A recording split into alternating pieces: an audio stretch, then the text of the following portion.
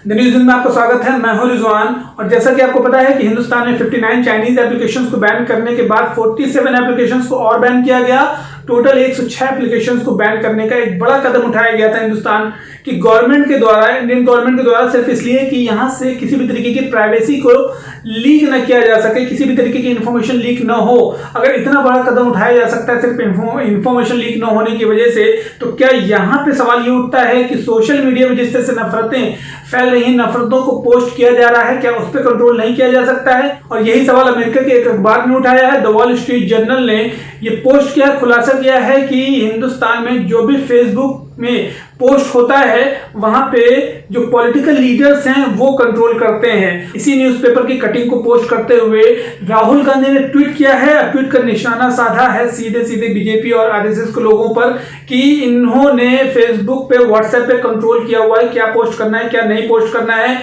Facebook के साथ WhatsApp और इंस्टाग्राम भी जुड़ा हुआ। मैं आपको बता दूं कि 2012 में इंस्टाग्राम को $1 बिलियन में फेसबुक ने खरीद लिया था और 2014 में $19 बिलियन में व्हाट्सएप को खरीद लिया गया था। मींस कि फेसबुक के साथ व्हाट्सएप और इंस्टाग्राम में भी जो शेयर होता है वो सारी इंफॉर्मेशन फेसबुक को होती है। द वॉल स्ट्रीट जर्नल ने फेसबुक पर सवाल उठाया था कि आखिरकार जिस तरह से हेट स्पीच शेयर की जा रही है उस पर रोक क्यों नहीं लगाई जा रही है।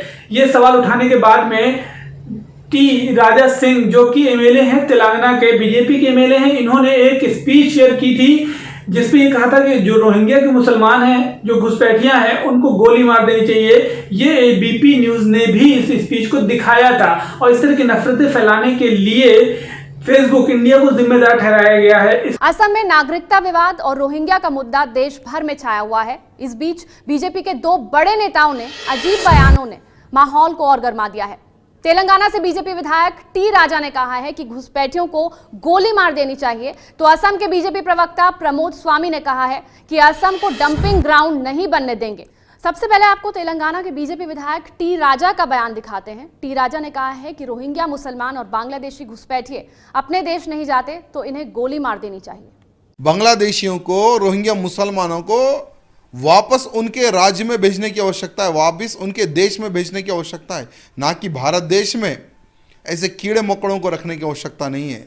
मैं प्रार्थना करता हूं केंद्र सरकार से कि इनको बाहर भेजे, या नहीं तो जिस तरह से दूसरे राज्य के लोग जो कार्य करते हैं, दूसरे कंट्री के लोग, उनके कंट्री में कोई भी दूसरे कंट्री का अगर कोई व्यक्ति आता है, अगर वो कंट्री को महसूस तो होता है कि इस व्यक्तियों से, इस समाज से खतरा है, तो वो लोग गोली मार देते हैं।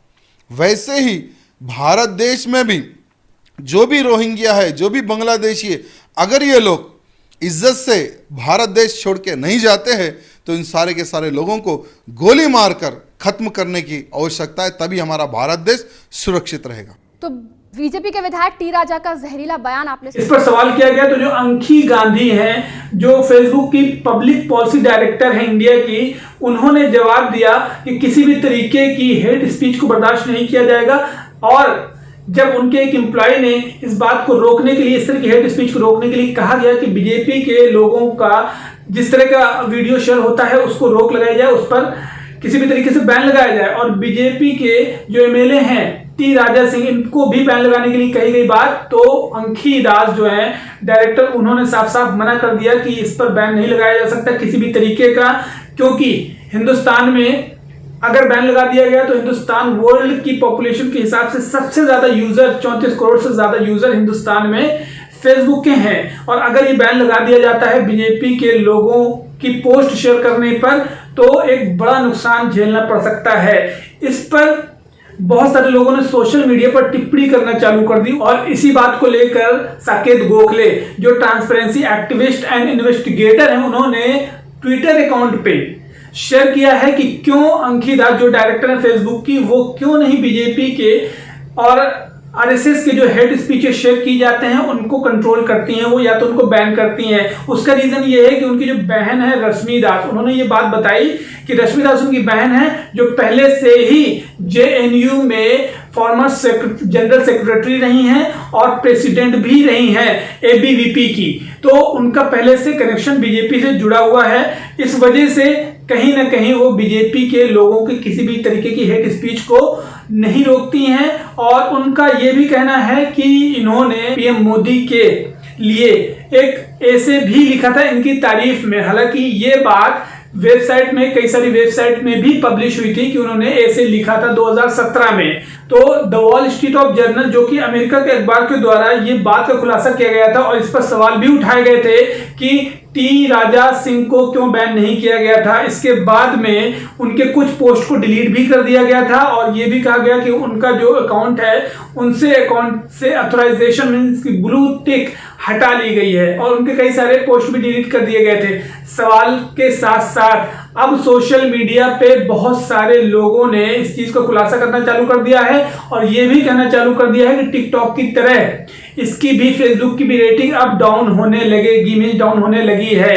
तो सोशल मीडिया में और वेबसाइट में जितनी भी इंफॉर्मेशन पोस्ट की गई उससे ये पता चलता है कि फेसबुक की जो पब्लिक पॉलिसी डायरेक्टर हैं अंकी दास, उनकी टीम जितनी भी है वो सारी कंट्रोल करती है फेसबुक पे क्या शेयर करना है क्या नहीं शेयर करना है, मींस कि किसी भी तरीके की हेट स्पीच को रोका जा सकता है। वहीं पे सवाल ये भी उठ रहा है सोशल मीडिया पे कि बेंगलोर में हुई हिंसा का रीजन सिर्फ यही था कि सोशल मीडिया पे नफरत भरी पोस्ट की गई थी मुस्लिम समाज के खिलाफ। तो आखिरकार उस पर रोक क्यों नहीं लगाई गई, उस पर बैन क्यों नहीं लगाया गया।